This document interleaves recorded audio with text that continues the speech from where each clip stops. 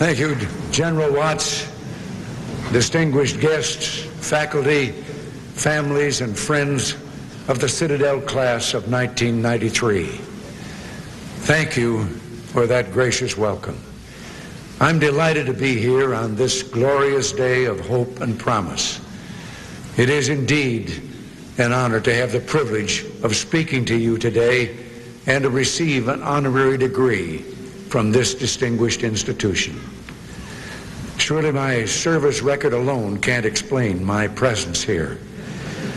More than half a century ago, I was made a second lieutenant in the Horse Cavalry, Reserve. Enough to warrant the honor you do me today. But I do have to confess to you that during my presidency, I had an idea that I could never get anyone to support. I wanted to reinstate the Horse Cavalry in the armed services.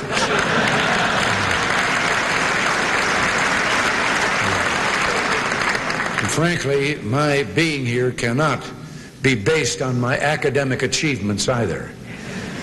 Yes, it's true that my alma mater, Eureka College, awarded me an honorary degree 25 years after my graduation.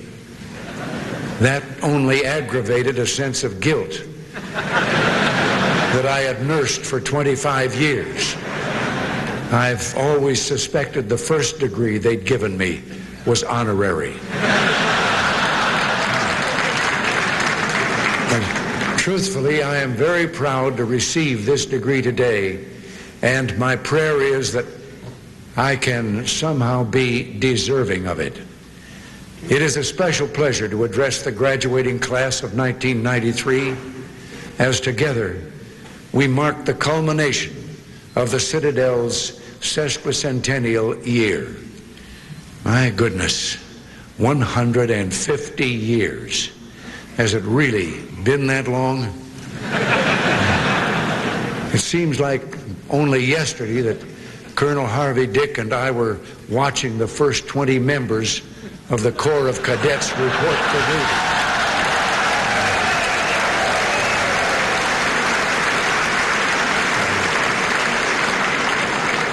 You know, the military college has been created that past December, and we weren't quite sure how things would turn out. I remember asking him, Colonel Dick, do you think these original knobs will make the grade? Well, a week later, 10 of them were serving confinements. The other 10 were finishing up tours. And all 20 had turned in at least one ERW. You see, some things never change. Come to think of it, I seem to recall the colonel was even driving the same station wagon around Charleston. The only difference was that back then, that wagon had real horsepower. Seriously, on my way to Charleston, I took a peek at the guidon, which they tell me is the Bible of the knobs. And the more I read that little booklet, the better I like it. For example, I learned the 3 permissible knob answers. Sir, yes, sir. And sir, no, sir. And I like this third one best of all. Sir, no excuse, sir. By golly, I think we ought to send the entire United States Congress down here.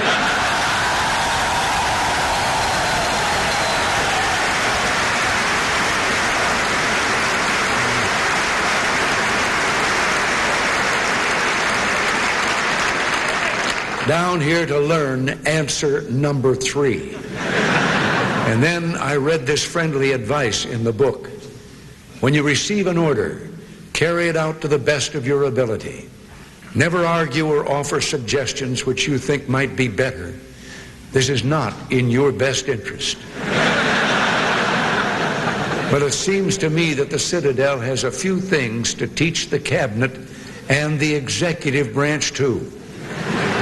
In fact, maybe we should just put the whole federal government through cadet training.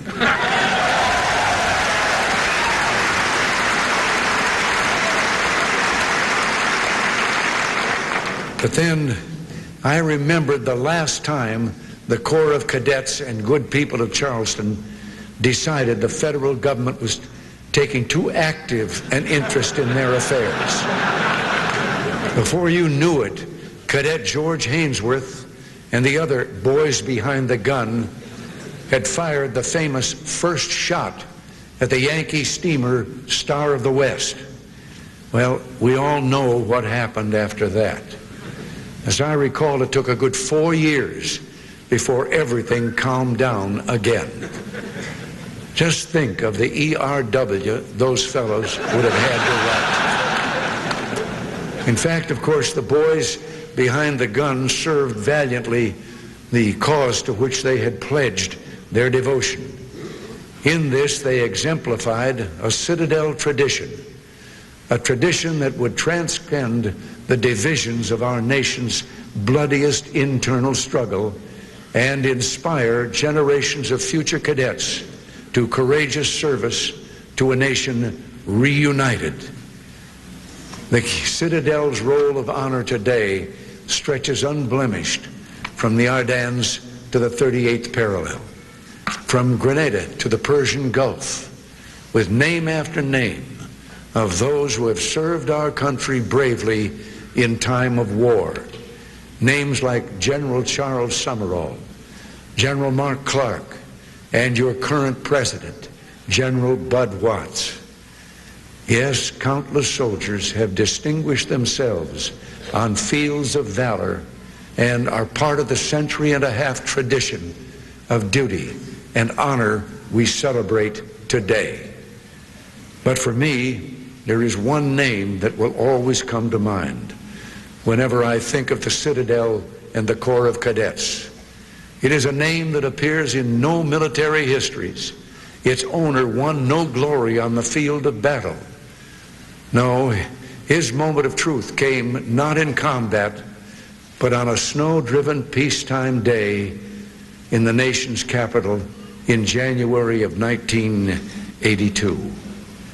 That is the day that the civilian airliner on which he was a passenger crashed into a Washington bridge and then plunged into the rough waters of the icy Potomac. He survived the impact of the crash and found himself with a small group of other survivors struggling to stay afloat in the near-frozen river. And then suddenly there was hope. A park police helicopter appeared overhead, trailing a lifeline to the outstretched hands below.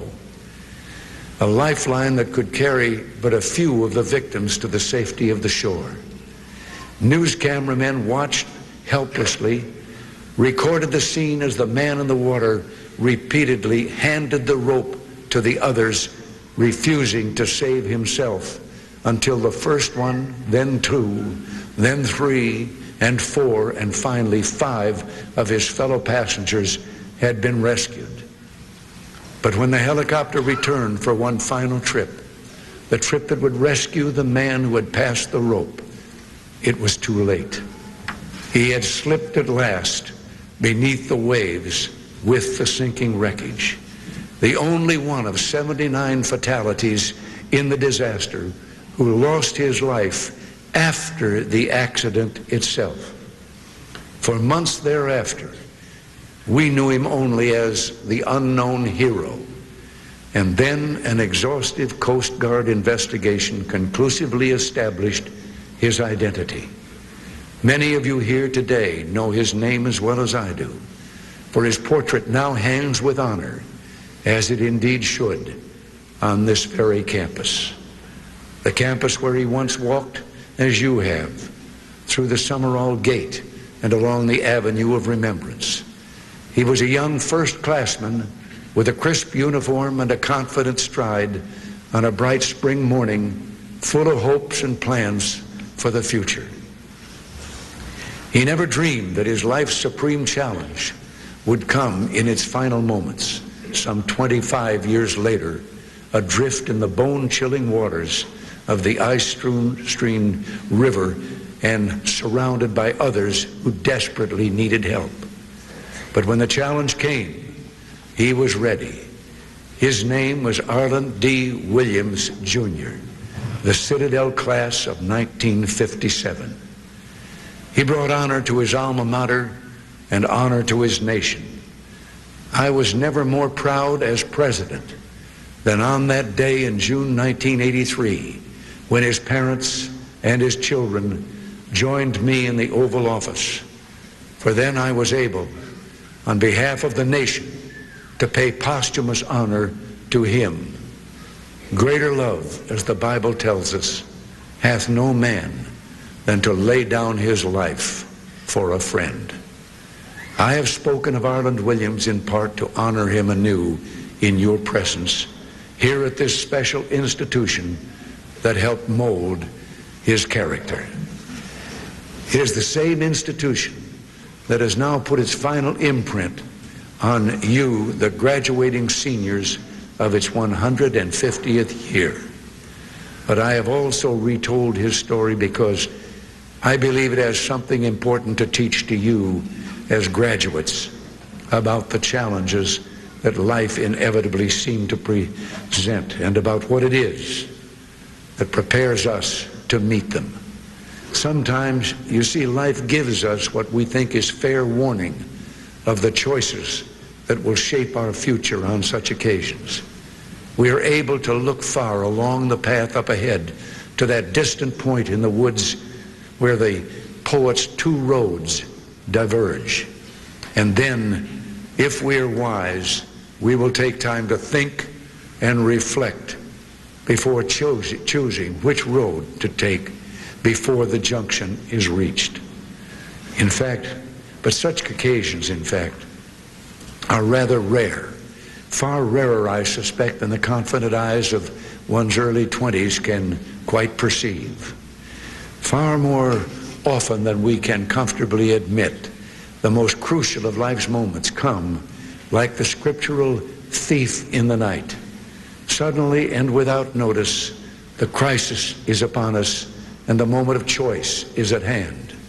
A moment fraught with import for ourselves and for all who are depending on the choice that we make. We find ourselves, if you will, plunged without warning into the icy water, where the currents of moral consequence run swift and deep, and where our fellow man, and yes, I believe our Maker, are waiting to see whether we will pass the rope. These are the moments when instinct and character take command, as they took command for Arland Williams on the day our Lord would call him home. For there is no time at such moments for anything but fortitude and integrity, debate and reflection, and a leisurely weighing of the alternatives are luxuries we do not have. The only question is, what kind of responsibility will come to the fore? And now we come to the heart of the matter, to the core lesson taught by the heroism of Arland Williams on January 13, 1982. For you see, the character that takes command in moments of crucial choices has already been determined.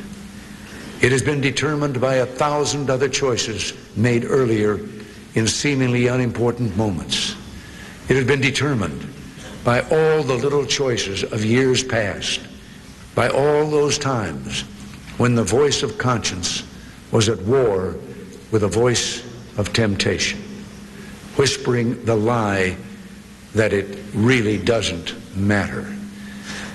It has been determined by all the day-to-day decisions made when life seemed easy and crises seemed far away. The decisions that piece by piece, bit by bit, developed habits of discipline or of laziness, habits of self-sacrifice or of self-indulgence, habits of duty and honor and integrity, or dishonor and shame. Because when life does get tough and the crisis is undeniably at hand, when we must in an instant look inward for strength of character to see us through, we will find nothing inside ourselves that we have not already put there. And you know, it turns out that much the same thing is also true for our country. Indeed, I believe this is especially so in the most crucial area of all, America's ability, when necessary, to defend her citizens and her freedoms and her vital interests by force of arms. For here, too, the crisis is often upon us in an instant.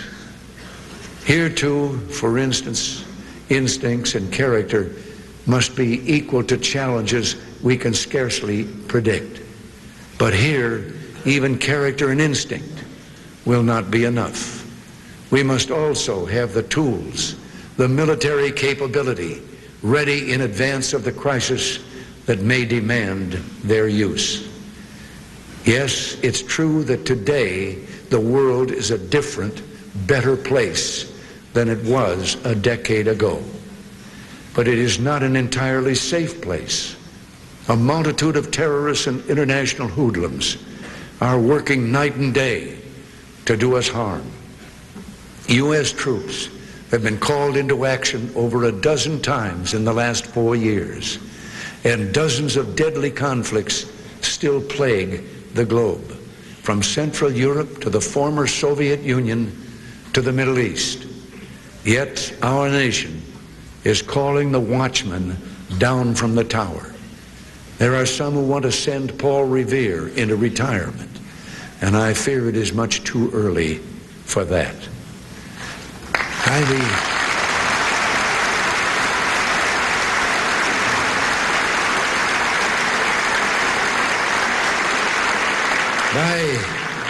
By the 1990s, the mid-1990s, defense spending will be well under 4% of our economy. That's down to pre-Pearl Harbor levels. Some members of the blame the military crowd in Washington want to cut defense even faster, almost recklessly. They think military weapons and, yes, military people are somehow akin to warmongers. But just recently, we've seen an incredible example of the great humanitarian duties performed by the U.S. Armed Forces. You don't hear too much about it from that blame the military crowd, but I think history will record it as one of the great humanitarian projects of our era. Not too long ago, our forces went into Somalia, a country suffering from daily violence and intense starvation. I'm sure you remember the horrifying pictures on television of the starving children there. Our country made the bold and difficult decision to take the lead in this effort, and our troops were sent because it was the right thing to do. They performed brilliantly and restored order to that desperate country, and when the mission was successfully completed, they came home.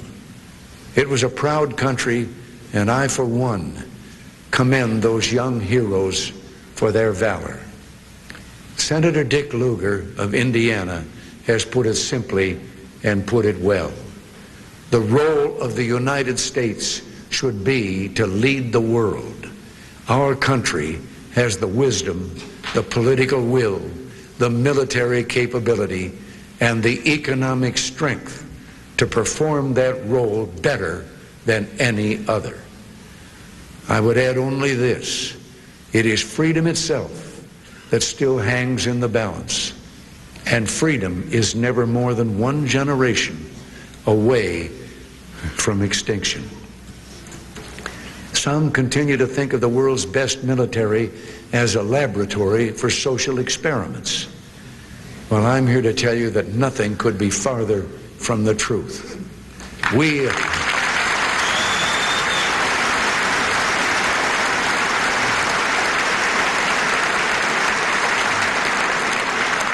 We are at peace today, and we have that peace through strength. And you, our military, are the providers of that strength. Most importantly of all, you are not wagers of wars, but keepers of the peace.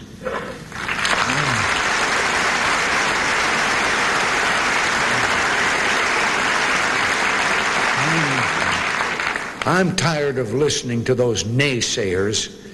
I heard them often enough during my own years as Commander-in-Chief. Our military buildup, we were told, threatened a dangerous escalation of tensions. Our deploying of Pershings and cruise missiles in Europe would destroy any hope for negotiations with the Soviet Union, they said. Our insistence on SDI would scuttle the INF Treaty, and what kind of fool would call the Soviet Union an evil empire? And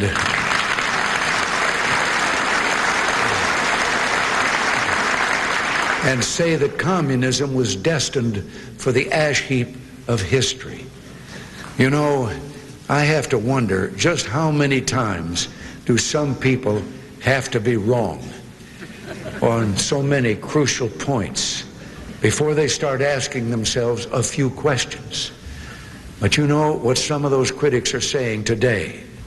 Some of the same people who said our policies were doomed to failure because the Soviets were supposedly too strong are now trying to argue that our policies made no difference because the evil empire was doomed to collapse no matter what we did.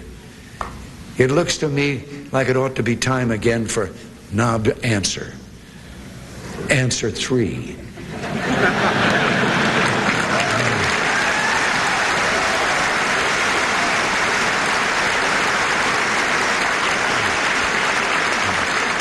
Sir, no excuse, sir. Today, having achieved the victory over communism that some said we were foolish to even seek, America faces the question of military preparedness in a post-Cold War era. And we're hearing some of the same old voices of the blame the military crowd, but they're uttering a slightly different message. Before, their theme was that American military might was too costly and too dangerous. Now they claim that it is too costly and largely unnecessary, that danger is past and the war is won. It is said that the price of freedom is eternal vigilance, and I'd like to offer several reasons why we must stay strong militarily. First, despite the spread of democracy and capitalism, human nature has not changed. It is still an unpredictable mixture of good and evil. Our enemies may be irrational, even outright insane, driven by nationalism, religion, ethnicity, or ideology. They do not fear the United States for its diplomatic skills or the number of automobiles and software programs it produces. They respect only the firepower of our tanks, planes, and helicopter gunships.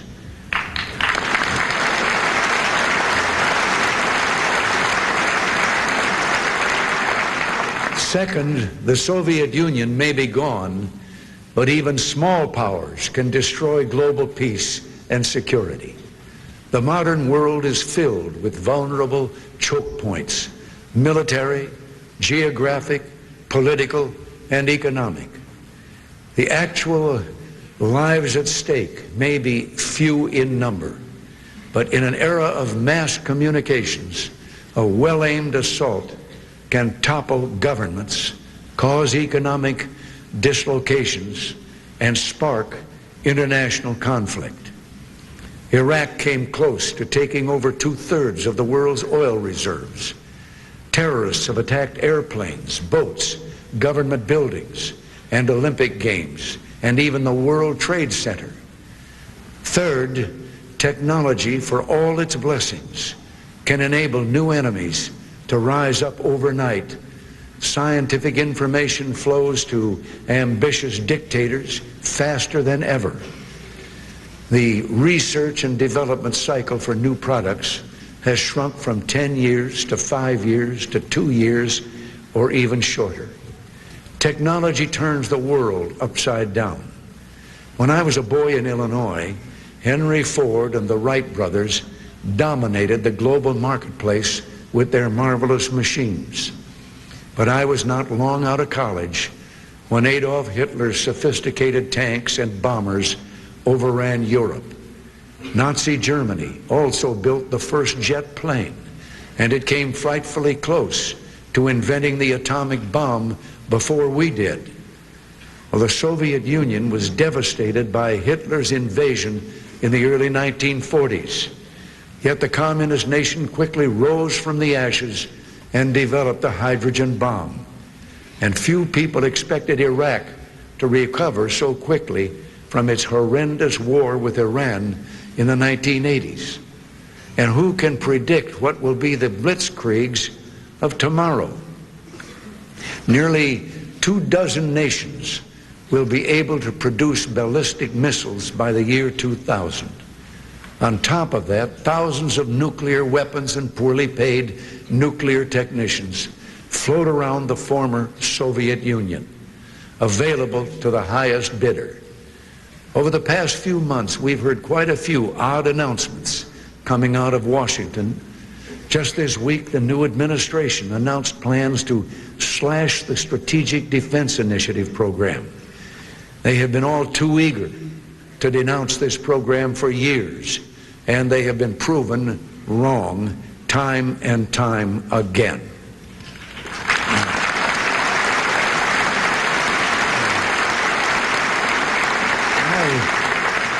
I am quite proud of the SDI program we launched a decade ago.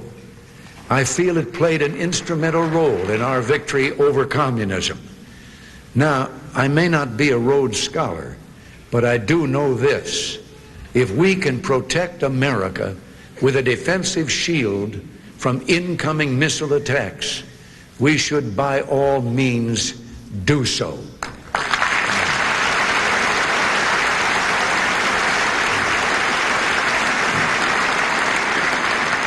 And if the new administration in Washington thinks we are no longer at risk, they need to open their eyes and take a long, hard look at the world.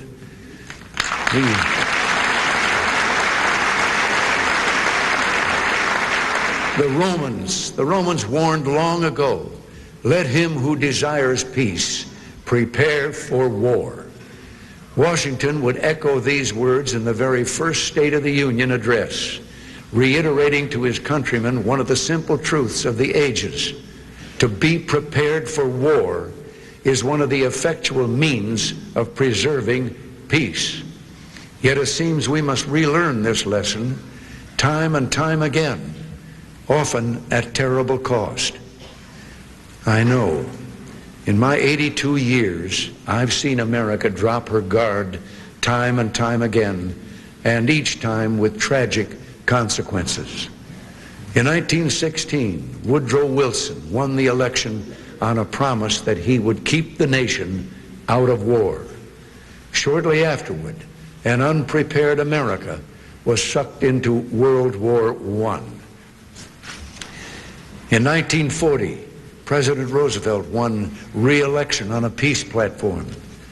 That peace platform soon crumbled under the bombs of Pearl Harbor. After World War II, we disarmed virtually overnight. Before you knew it, our army was being pushed around by ragtag troops in Korea. And later, the Soviets shocked us by launching Sputnik and by invading Afghanistan. Today, the United States dominates the world arena. Once again, our noble first instinct is to seek peace. And that's why America needs the brave and skilled soldiers of the Citadel more than ever.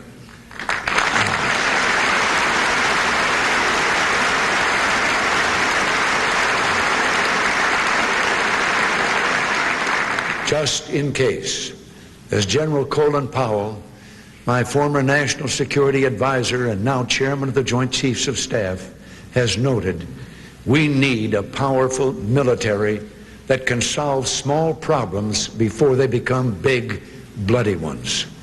We cannot allow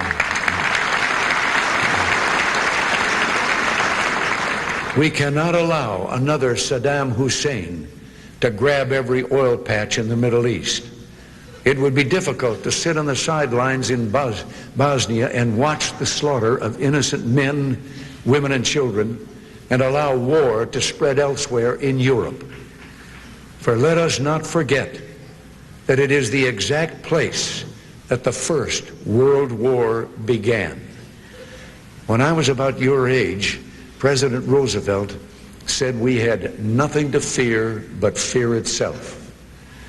Today, in much different times, our prosperous nation has little to fear but complacency itself. We must stay strong and flexible. We must keep our powder dry. And this venerable academic institution has an historic obligation to preserve the liberty of America. Savor these moments. Keep these memories close to your heart. Cherish your families and friends, because we never know what the future will bring. Live each day to the fullest, because it is you who will lay the solid foundations of a free society.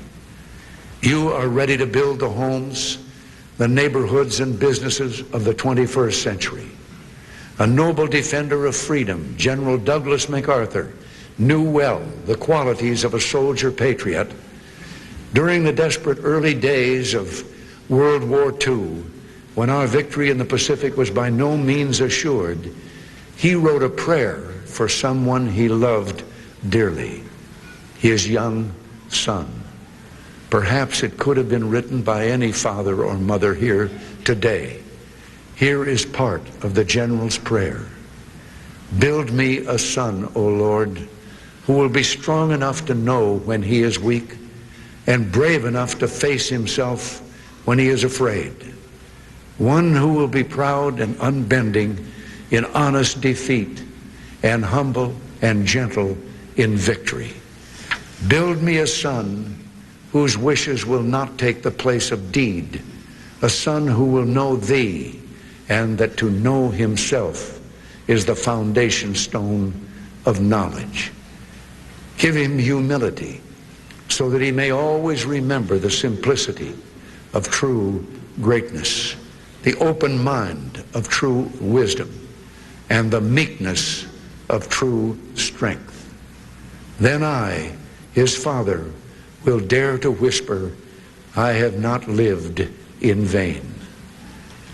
Cadets, live each day with enthusiasm, optimism, hope, and honor. If you do, I am convinced that your contribution to this wonderful experiment we call America will be greater than we ever imagined. In closing, let me say that nothing made me prouder as president than America's young people in uniform. And no decision was ever more difficult for me to make than the times I ordered our military forces into action. Each time I issued such an order, I reminded myself that it wasn't just a nameless, faceless soldier I was dispatching, but a child of loving parents, the partner of an adoring spouse, or perhaps the parent and provider for some happy children. I reminded myself that if things should go wrong and casualties did occur, it wouldn't just be a day of flag-draped coffins coming home. There would permanently be empty chairs at family tables, vacant seats in Little League baseball bleachers, and teary-eyed explanations to young children about why their daddy wouldn't be coming home again. So I felt then, as I feel now, America owes a special thanks to those who are willing to make the ultimate sacrifice. But every day they wear the proud uniform of our country. When I met with each of my successors prior to becoming their presidencies, I strongly offered a bit of personal advice. I told them, even though you don't wear a uniform as president, you are the commander-in-chief. And when you are saluted by a member of the armed forces, don't just smile or wave. I said, stop and salute them back. And from what I've seen,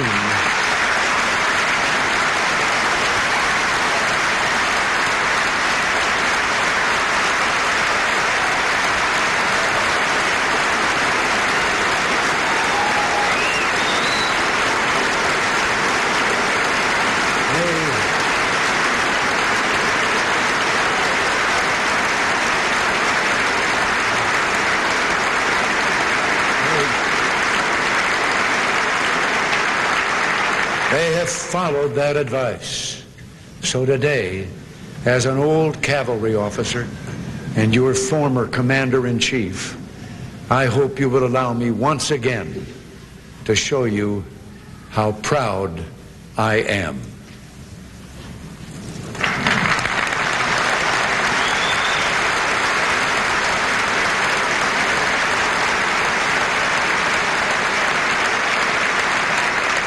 Thank you again for having me here today. Congratulations, and God bless you.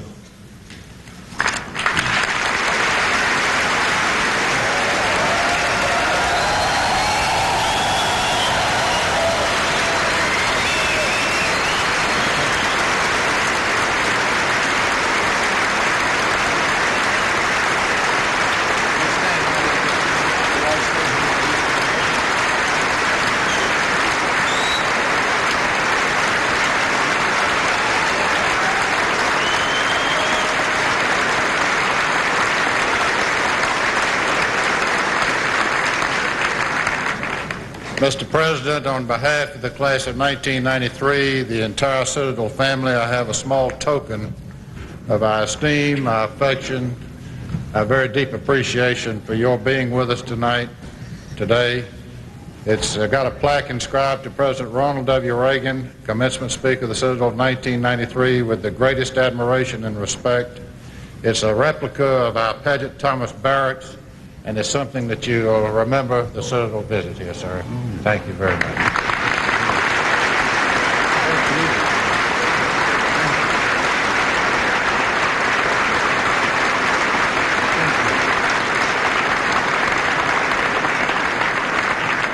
Thank you very much, and I shall proudly see that this goes on display in the new Presidential Library.